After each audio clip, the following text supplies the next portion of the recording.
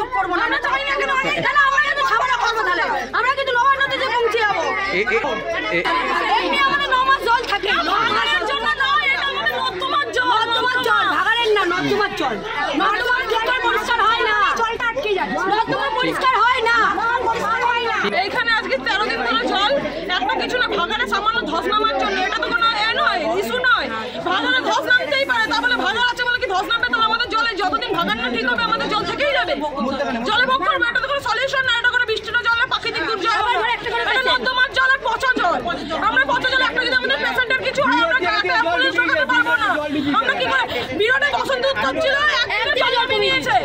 আর আমাদের এই দেশে কোনো কি নেতা মন্ত্রীরা কেউ কিছু করবে না? আমরা আসলে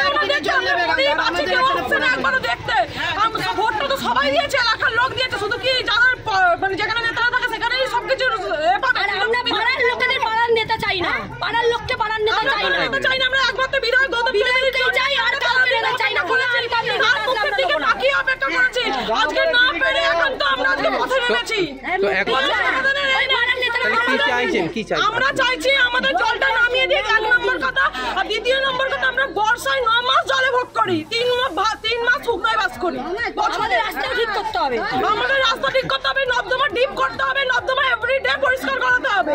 ড্রেন পরিষ্কার করতে আসে, সপ্তাহে তো একদিন এলো, কোনো সপ্তাহে তো এলোই না, কিন্তু যেদিনকে আসে ড্রেন পরিষ্কার করে না।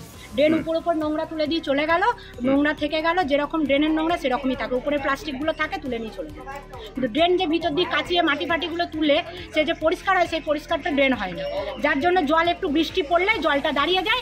আর এই জল চললো তো একদম পুরো 1-1.5 মাস দাঁড়িয়ে। এখানে প্রত্যেকটা পরিবারের, এখানে যতগুলো ঘর দেখলেন কম বেশি সবার ঘরে জল ঢুকেছে। এই বিষয়ে কাউকে জানানো হয়েছে? হ্যাঁ, আমাদের জানানো হয়েছে, বলা হয়, এসে দেখে যায়, কিন্তু কোনো সুয়া হয় না জিনিসটা। এই করব বলে হয়ে যায়, দিন পার হয়ে যায়, কিন্তু এর কোনো সমাধান কোনো আমরা পাই না। এই জিনিসটার আমরা একটা সমাধান চাই, এই জলের জন্য। এসেছিলেন দাদা, এসেছিলেন গৌতম চৌধুরী এসেছিলেন, উনি বলেছেন, উনিও আমাদের অনেক সহযোগিতা করছেন, কিন্তু উনিও ফেড আপ হয়ে যাচ্ছেন, কোনো কিছু সমস্যাই পাওয়া যাচ্ছে না। এত সমস্যা যে সমস্যার মানে সমাধান কি হবে সেটা কোনো পাওয়া যাচ্ছে না।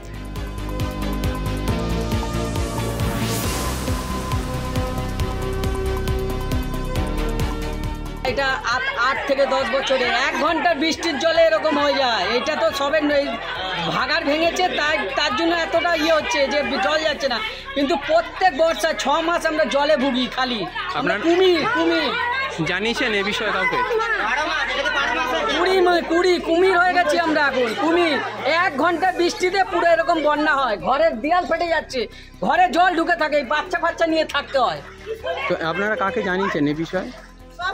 প্রত্যেকবার তো গৌতম বাবু আসছে, প্রত্যেক বছর প্রত্যেকবারই গৌতম বাবু আসে বলে ব্যাস হয়ে গেল। উনি তো নিজে এসে পূজার সময় ধর্ণা দিয়ে দাঁড়িয়ে জল নামিয়েছে। জলটা পাস করছে না, জলটা এত গন্ধ ছাড়ছে, টেকা যাচ্ছে না। এর জন্য প্রশাসন আমাদের বলেছে করবে, কিন্তু কবে থেকে করবে কিছু বোঝা যাচ্ছে না। নোংরা জল মেরে যেতে হচ্ছে, 10-12 দিন হলো রাস্তা অবরোধ করছে, কিছু করার নেই। কি করবে বলছে, জলে ভাগাড়ে কাজ হচ্ছে, ধস নিয়ে নিচ্ছে,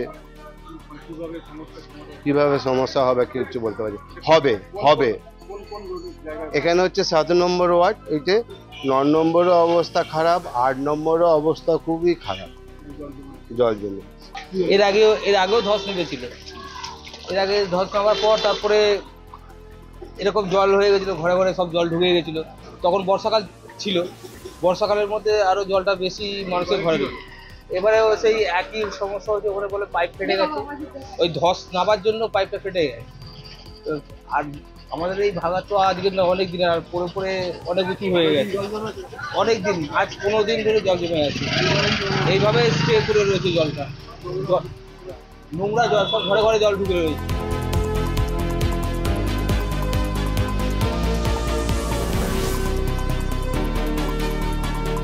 এইচএমসির পরিকাঠামো নেই এই মুহূর্তে, পরিষ্কার কথা বলছি, আমিও রয়েছি, আমি নিজে এইচএমসি করে এসেছি 5 বছর। কিন্তু আমি আবার বলছি, কেএমডিএ অলরেডি ববিদা বলে গেছিলেন আজ থেকে প্রায় 12 দিন আগে, এখনো পর্যন্ত কিন্তু কেএমডিএ ইঞ্জিনিয়াররা আসছেন, তারা মতামত পোষণ করছেন।